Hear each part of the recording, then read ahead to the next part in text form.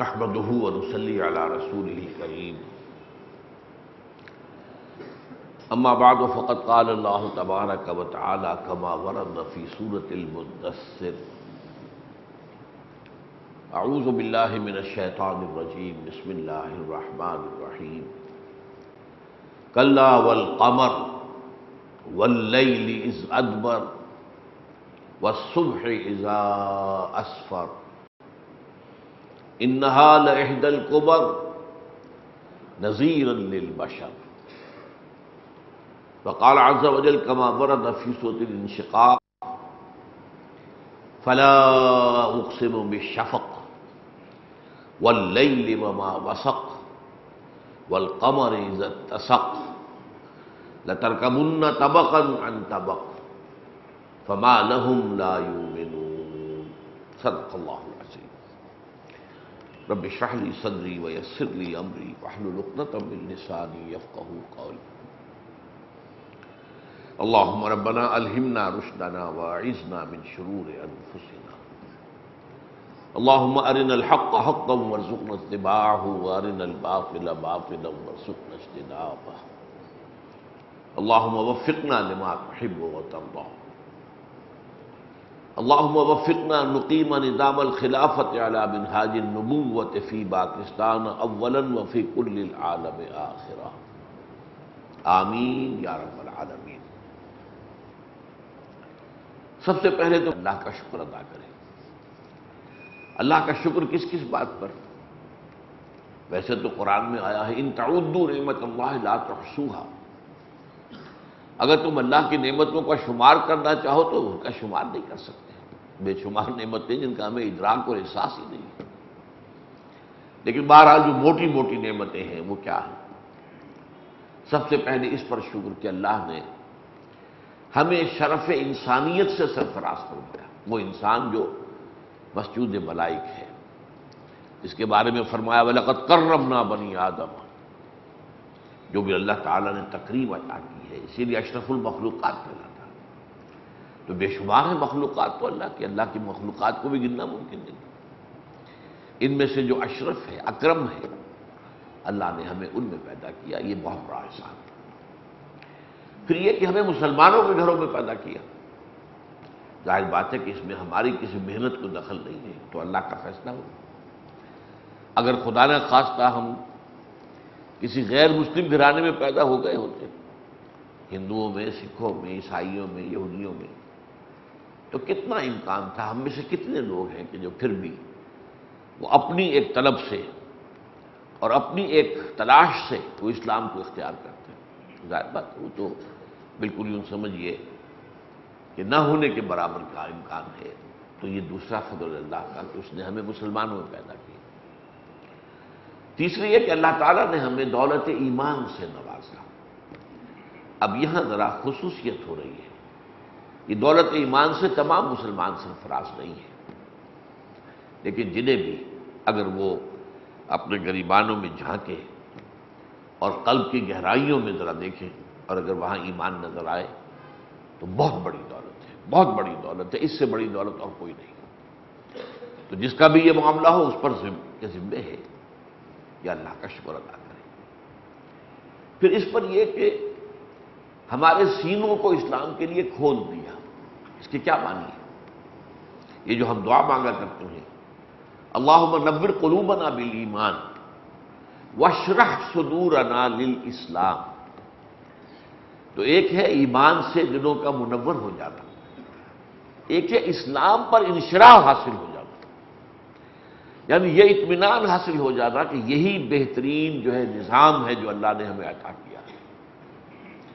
اس کی تفاصیل پر بھی اطمینان ہو جانا ذہناً عقلاً کہ واقعتاً یہی بہترین نظام ہے، یہی قانون بہترین ہے جو اللہ نے دیا ہے، یہی نظام بہترین ہے جو اللہ نے عطا کیا ہے، یہی معاشی نظام بہتر ہے جو اللہ نے دیا ہے، بہترین ہے.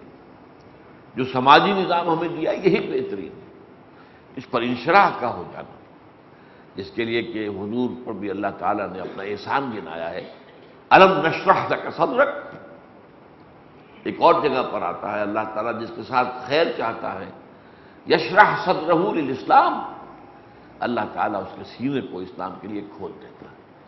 یعنی یہ کہ اس کو واقعتاً نظر آئے کہ اسلام کی ہر تعلیم نورانی ہے، اسلام کی ہر تعلیم جو ہے وہ بہترین ہے، عقل اور شعور کی ترازو میں پوری اترنے والی، اس پر انشراح کا ہو جانا۔ تو جس کو بھی یہ حاصل ہوا، جس درجے میں بھی حاصل ہوا، اس پر اللہ کا بڑا فضل ہے، اور اس کے ذمے ہے کہ وہ اللہ تعالیٰ کا احسان، اس احسان پر شکر ادا کرے۔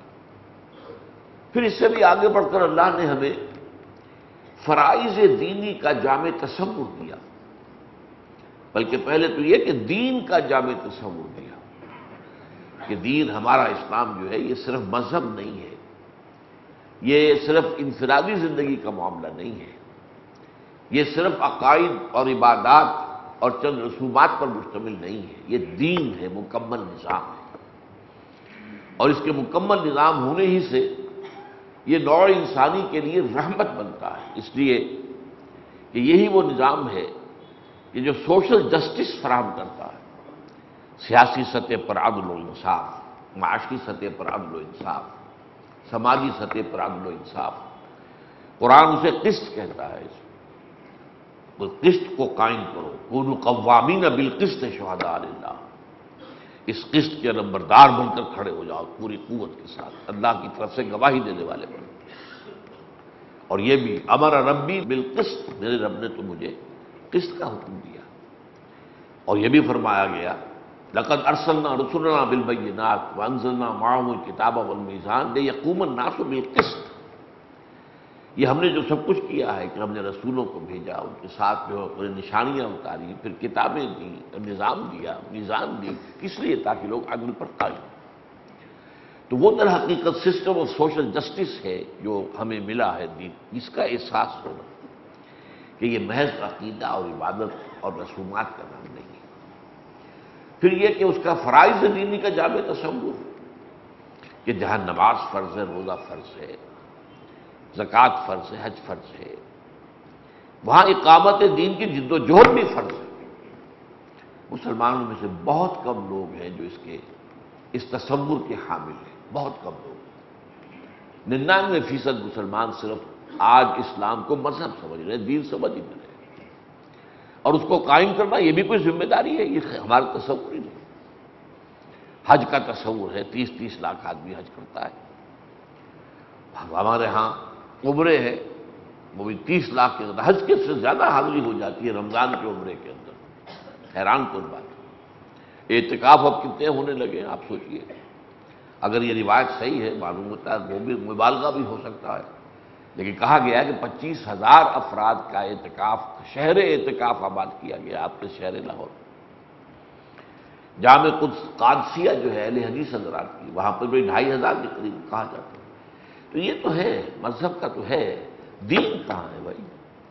وہ کوئی 1 انچ دکھا دو جہاں اللہ کا دین قائم۔ تو اقامت دین کی فرضیت کا تصور بھی اللہ کی بہت بڑی نعمت ہے۔ پھر اس کے لیے کسی جماعت، منظم جماعت میں شامل ہو کر اور دامے درمے سخنے اپنے جان اور مال کے ذریعے سے جد و جہد کی جائے، یہ میرے نزدیک سب سے اونچا احسان ہے اللہ کا جو کسی فرد بشر پر ہو سکتا ہے۔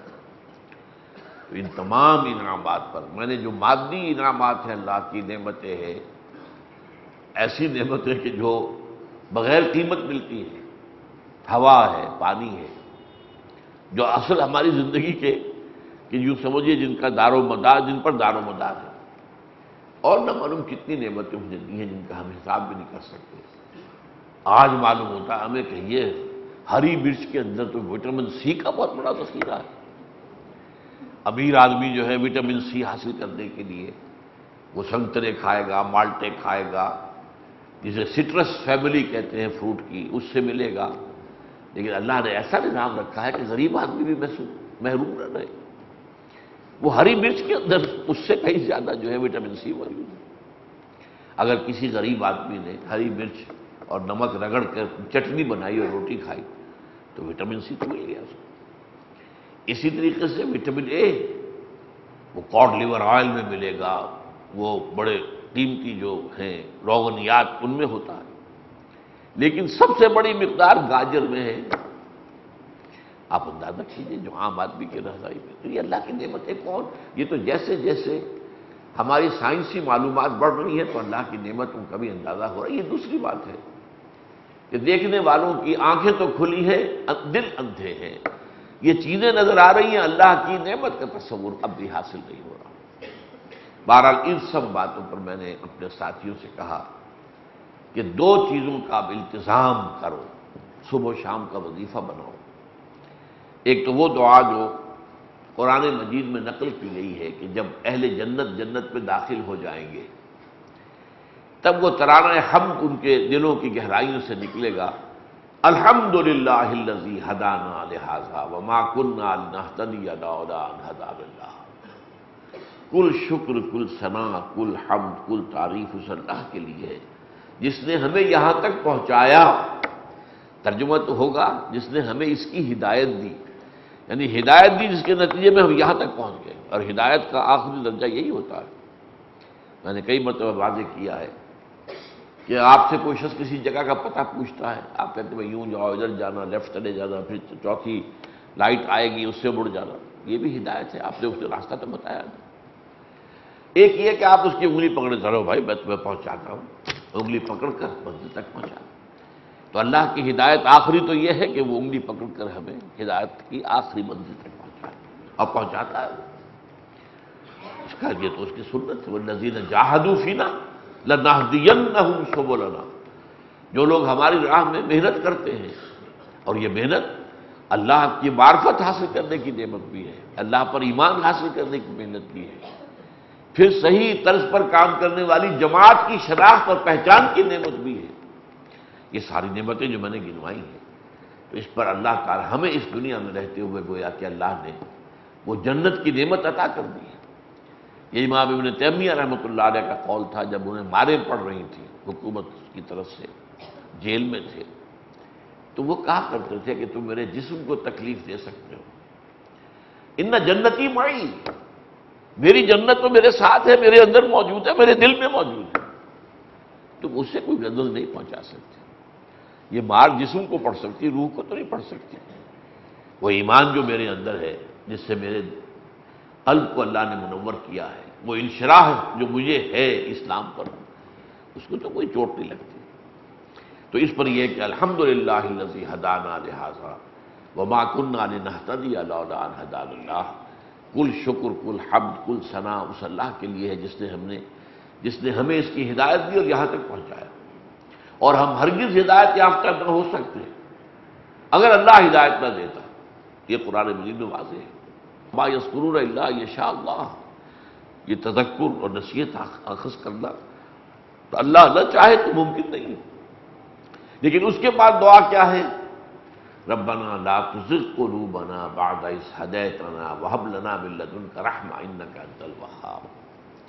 اے اللہ، جب تو نے ہمیں ہدایت بخشی ہے تو اب ہمارے دلوں کو کج نہ ہونے دیجیے، ایسا نہ ہو کہ شیطان کا کوئی نرغہ ہو، وسوسے آئیں، شیطان کا کوئی اور وار ہم پر کاری ہو جائے، کہیں دنیا کی محبت تیری راہ میں جد و جہد کرنے سے زیادہ نہ ہو جائے۔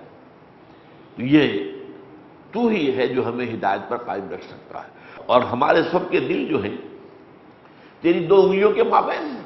حضور کی حدیث، تمام انسانوں کے دل اللہ کی دو انگلیوں کے مابین، جدھر چاہتا ہے پھیر دیتا ہے۔ تو اللہم صرف قلوبنا الی الایمان، اللہم صرف قلوبنا الی الجہاد، اللہ ہمارے دلوں کو ایمان اور جہاد کی طرف پھیر دے۔ اب مجھے یاد آ رہا ہے، یہ 1951 کا واقعہ ہے، 57 برس پہلی بات، اسلامی جمعیت طلبہ کا اجتماع تھا سالانہ، تو وہاں کراچی سے ایک دوست آئے تھے جو میرے بعد میں معلوم ہوا کہ عزیز بھی ہے، رشتہ دار بھی ہے، لیکن ہمارا تعارف جمعیت کے رکن ہونے کی حیثیت سے پہلے تھا، بعد میں معلوم ہوا کہ ہم عزیز بھی ہیں۔ ان کے پاس ایک آٹوگراف بک تھی، انہوں نے کہا کہ یہ آپ آٹوگراف میرے لکھ دیجیے۔ میں نے اس وقت یہ 2 آیتیں لکھی تھی، میں نے یہ لکھا، الفاظ مجھے آج تک یاد ہے، اس لیے کہ انہوں نے پھر